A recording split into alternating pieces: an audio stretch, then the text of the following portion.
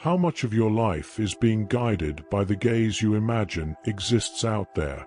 How many small choices, from what to post to what to say at a dinner table, have been shaped by an invisible fear of being seen as inadequate? Have you ever found yourself frozen by the thought that everyone is watching? Or put off something that would be good for you because you feared judgment? If these questions touch something inside you, know this is not your fault. It's a reflection of an old and deep human dynamic that we need to name in order to transform. There is a disquieting and, at the same time, liberating truth. Most people are not watching you with the intensity you imagine. That indifference of the world, once understood, can become a gift, a crack of freedom through which you can begin to experiment with authoring your own life. Stay until the end. There is a symbolic practice that proposes to transform the feeling of abandonment or exposure into fertile soil for your authentic presence. In social psychology, there is a term that sums up this feeling: the spotlight effect, the human tendency to overestimate how much others notice what we do. Spilling coffee, a post we regret, something we said that feels ridiculous. In our heads, the spotlights swivel toward us. But, in reality, most people are busy with their own fears, their own failures, their own insecurities. Jean-Paul Sartre drew attention to something similar in his work Being and Nothingness, the look of the other that objectifies us and turns us into an image. It is through this imagined gaze that many live in bad faith, pretending not to have freedom in order to avoid the responsibility of actually choosing themselves. Sartre reminds us that existence precedes essence. We can, in this very moment, choose to write our essence, if we have the eyes to see that the other's gaze does not define us. This discovery is both philosophical and practical. The Stoics, like Epictetus, already taught that freedom begins when we stop trying to control what is outside us and return our attention to what we can manage: our attitude, our inner judgments. Viktor Frankl, who lived through the extremes of human condition, summed it up: the ultimate freedom is the ability to choose one's own attitude in any circumstance. Martin Buber, in I and Thou, reminds us that true relationship heals when we approach one another as subject to subject, not as objects seeking approval. But before we learn to write our own story, we need to look at what, silently, has been imprisoning us without our noticing. The fear of judgment functions like a prison without bars, invisible yet powerful. This invisible fear shows up as small self-censorship, not saying a thought, not wearing something you want, not starting a project, and as large concessions: staying in suffocating relationships, accepting jobs that corrode you, silencing a deep desire for fear of what others will think. The digital age has amplified this feeling. The network became both showroom and courtroom. Comments, likes, constant comparisons.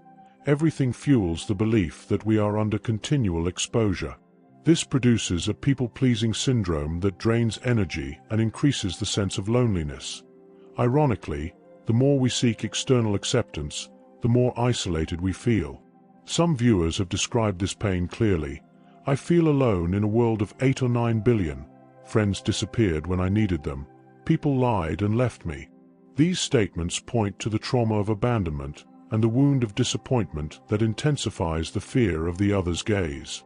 Practical shadows also emerge: the use of substances to anesthetize shame, relapses, or self-destructive behaviors. Someone reports having cleaned up from drugs, and another almost drank themselves to death before finding a new path. These stories remind us that the fear of exposure can sometimes become so overwhelming that it turns into a fight for survival. The good news is that recognizing the prison is the first step toward leaving it. Naming the effect, spotlight effect, invisible fear, bad faith, creates psychological distance and, with that, power to choose. Instead of reacting automatically, it becomes possible to observe: am I choosing this out of fear? Out of obligation? Out of true desire? That attention is already a beginning of freedom. And it is precisely when we recognize this prison that a new horizon opens before us. Realizing that the world does not watch us with the intensity we imagine can, in fact, restore an unexpected freedom. There is a shift in perspective that changes everything. To see that, with rare exceptions, people are deeply occupied with their own lives. This is not coldness. It is the human condition. When we recognize this indifference, it stops being a wound and becomes a presence, a freedom unmasked. Viktor Frankl and existential philosophy insist the human experience is primarily interpretive. If we understand that most people do not observe us with such interest, the stage shrinks, and the burden of exposure lessens. Epictetus would remind us that focusing on what depends on us, our attitude, our inner work, restores power to the subject. This is not an invitation to narcissism or ethical neglect. On the contrary, others' indifference returns space for us to develop authenticity without the need for constant approval. It is an invitation to live from within, authentic presence, not performance. For those facing practical difficulties, low finances, confused decisions like volatile investments, or the sense of many challenges lately, this perception helps as well. Part of financial anxiety comes from social judgment. What will they think if I fail? When concern for external opinion loses strength, it becomes easier to make pragmatic decisions, step by step, without seeking immediate validation. Simplifying, asking for technical guidance, sharing responsibilities. Small actions focused on what is feasible help dissipate panic. In relationships, the world's indifference creates room for genuine connections, because now choosing to love or to expose yourself is an act of will, not an attempt to buy approval. Thus, the freedom that seemed impossible becomes available. Freedom unmasked, which arises when the weight of others' judgment loses its force.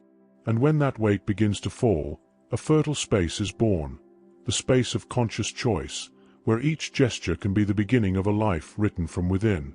Freedom is a verb. It requires movement. The transition from a reactive existence to authorial creation begins with small acts of presence and courage. Authorial creation means seeing your own life as a work in progress, where each choice is a stroke by the author. First step. Name it. When desire arises and fear comes alongside, pause and say internally, there is fear, still there is desire. This double presence neutralizes the urgency to react. Then, small experiments. Speak a contained truth in a conversation. Post something authentic without expecting approval. Choose a hobby that feeds your soul even if no one understands. Each experiment is empirical proof that exposure does not annihilate you. It simply reveals who is willing to accompany you. Sartre would call attention to the trap of bad faith, living as if we had no choice in order to escape the responsibility of constituting ourselves. Conscious action undoes that illusion. It is not about heroic courage, but about daily consistency. Firm boundaries, yes. Pleasing less, with kindness. Prioritizing inner integrity. The Stoic practice of distinguishing what depends on us from what does not is also a practical tool. Focus on work, discipline, financial planning, therapy, or support groups for those dealing with addictions. For someone who almost lost their life to alcohol or drugs, authorial creation can start with a simple recovery plan, support, and daily steps that restore meaning where there was chaos. Conscious action transforms the emptiness of fear into matter, and matter can be shaped. Instead of reacting to judgment, choose composition. Write, care, speak, err, and adjust. Each gesture is an authorial act that, little by little, composes a truer existence. And as we begin to craft our life as our own work, we realize that this creation only flourishes when we dare to remove what hides us, the masks we wear to please and to survive. Removing masks is not a sign of weakness. It is an act of courage that opens a passage to compassion, for oneself and for others. The mask protects, but it also conceals the inner light. When the mask falls, vulnerability presents itself as a bridge. The possibility of being seen by those who truly love us, and of recognizing that the other also carries their masks. Martin Buber states a crucial difference. The I, Thou encounter heals when we are recognized as subjects, not as objects. Being truly seen is less common than we imagine, but it is always possible. Vulnerability, then, is a relational practice, telling a moderate truth to someone you trust, asking for help, accepting limits, exposing your own imperfection with a voice that does not seek applause, but sincerity. Rumi, in his poetry, reminds us that love frees us from the prison of the ego and invites us to lose the persona in order to find the core. The unmasked essence, therefore, is not exhibitionism, it is authentic presence. It is saying, "This is me today," and understanding that the other may do the same, or may not. Accepting that the other's refusal does not invalidate your truth is part of freedom.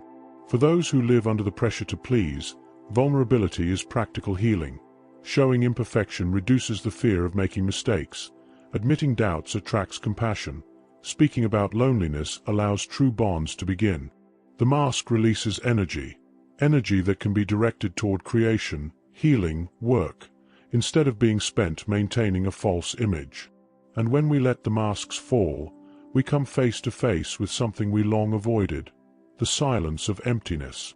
But that same emptiness can become, paradoxically, the source of deeper meaning. Existential emptiness is frightening, and rightly so. It is the sensation of hollow ground beneath the feet when we lose bonds, meaning, or projects.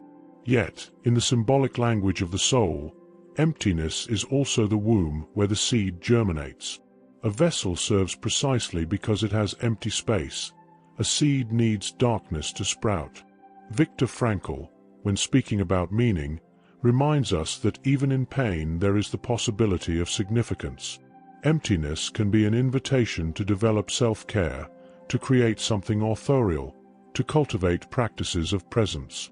Instead of filling it compulsively, with consumption, external validation, drugs, or performances, it can be treated as fertile ground, planting nourishing routines, small creative works, silence rituals, walks in nature, reflective writing. The loneliness many describe, completely alone, can become a transformative companion if welcomed without narratives of worthlessness. Daily practice of inner listening, small commitments to ourselves, a cup of tea, a piece of writing, a 20-minute commitment to a project, rebuilds our relationship with ourselves. Contemplative spirituality invites us to see that emptiness is not a final absence, but a space of formation. In practice, those facing financial challenges can transform emptiness into concrete planning, splitting bills, seeking accessible financial education, prioritizing small steps. For those struggling with addictions, emptiness can be turned into a nest of new practices: groups, support, art, service. Meaning does not appear by magic. It is built with presence, intention, and small repeated acts. And so that this possibility does not remain merely a distant idea, we can try a simple symbolic gesture that translates this freedom into everyday practice. If you wish to experience something that embodies part of this path, I offer a brief, symbolic exercise, an invitation, not an obligation. Find a quiet place for a few minutes. You observe 3 deep breaths, noticing the movement of the body. Name internally a concern about approval that usually guides you, for example, what if they think I'm weak? Give it a simple name. And now, imagine that concern as a curtain drawn in front of you. Don't push the curtain away. Simply observe it for a few moments. Notice its color, its weight, its texture. Visualize for a moment that the curtain is translucent. You can see shapes behind it, but you are not swallowed by them. Feel the separation between who you are and what you imagine others think. Or allow yourself a calm affirmation: I can choose. My life does not have to be defined by that gaze. And when you finish, give thanks for having taken this time to care for yourself. This practice is a metaphor, a way to train perception. The curtain exists, but you are not the curtain. You can choose to open it, close it, or stitch new patterns into it. With repetition, small symbolic gestures change your inner architecture. The journey we have proposed goes from recognizing the invisible prison to using emptiness as a creative source. At every stage there are thinkers who help illuminate the path. Sartre confronts us with the responsibility of being authors. Epictetus returns to us the power over what depends on us. Viktor Frankl invites us to find attitude and meaning. Martin Buber teaches that truly human encounter exists only when we recognize each other as subjects. Rumi whispers that the soul opens to love when we shed appearances. Unmasked freedom does not promise ease. It calls for careful courage. The courage to spend less time worrying about the gaze of others and more time in authentic presence with yourself. It is not a denial of real pain, abandonment, betrayal, losses, but the practice of choosing how to respond to them, slowly rebuilding an authorial life.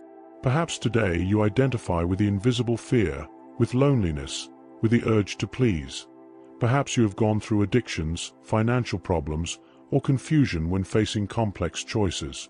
All these pains are valid, and at the same time, all of them can be doorways to a transformation that does not demand haste, only steady presence, small creative acts, and permission to be seen, imperfect as you are.